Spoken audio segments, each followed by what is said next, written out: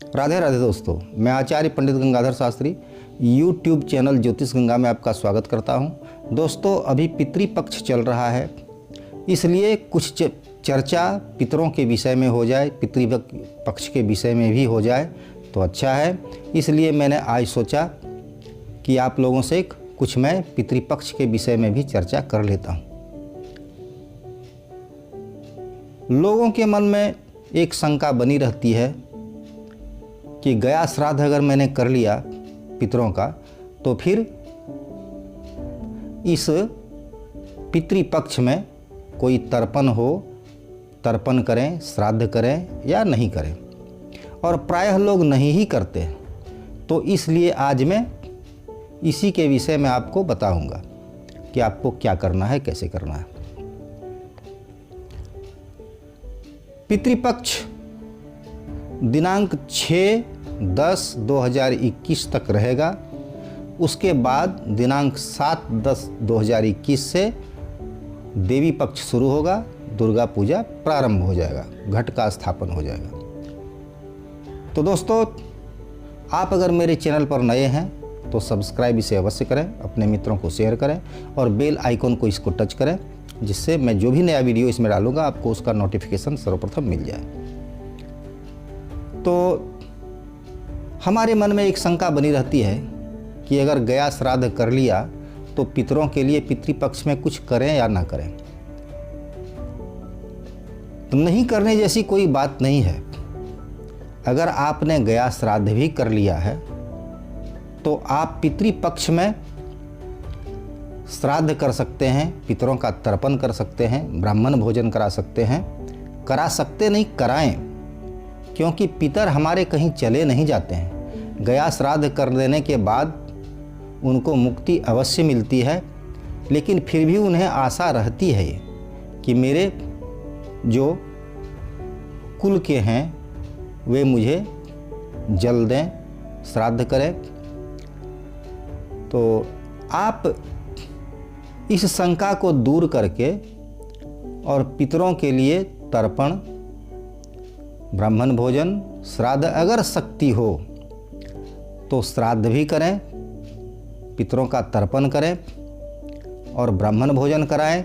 अगर शक्ति नहीं है, अगर आप सक्षम नहीं हैं उतना करने में, तो आप कम से कम तिथि को, अपने पिता की जो तिथि है उस तिथि को तर्पण करें और उसी में आपके सभी आ जाएंगे, पिता, दादा, परदादा, माता, पितामही, प्रपितामही, सब कोई का एक ही साथ होता है, पिता के साथ ही सबका होता है तर्पण। उसका विधान है, किसी पंडित से आप समझ लें, और नहीं अगर पंडित मिलें तो आप सिर्फ उनके नाम लेकर तिल और जल से तर्पण कर दें।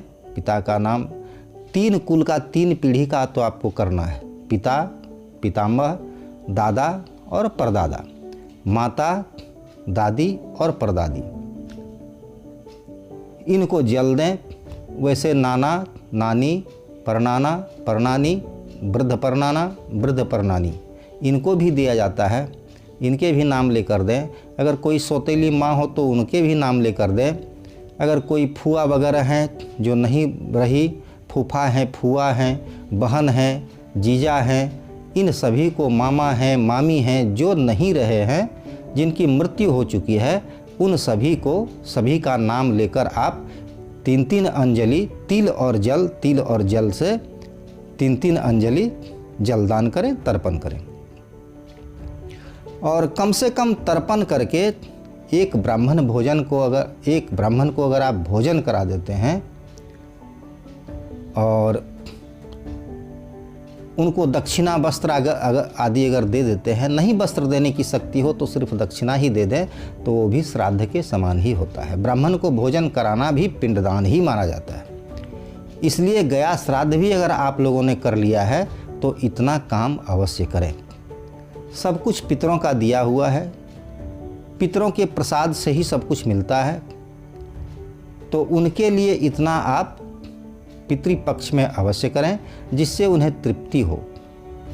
गया श्राद्ध के उपरांत भी आपको इतना करना है। श्राद्ध न कर सके तो न कर सके, लेकिन जल से तर्पण और एक ब्राह्मण को भोजन अवश्य कराएं। ब्राह्मण को अगर आप भोजन करा देते हैं तो वह भी पिंडदान के समान ही उसकी मान्यता है, और ब्राह्मण को कुछ दक्षिणा देकर विदा करें। आपके पितर प्रसन्न होंगे, और पितर प्रसन्न होकर आपको सभी प्रकार की वस्तुएं, चाहे गोधन हो, पैसा हो, घर हो, सब कुछ देने वाले हैं।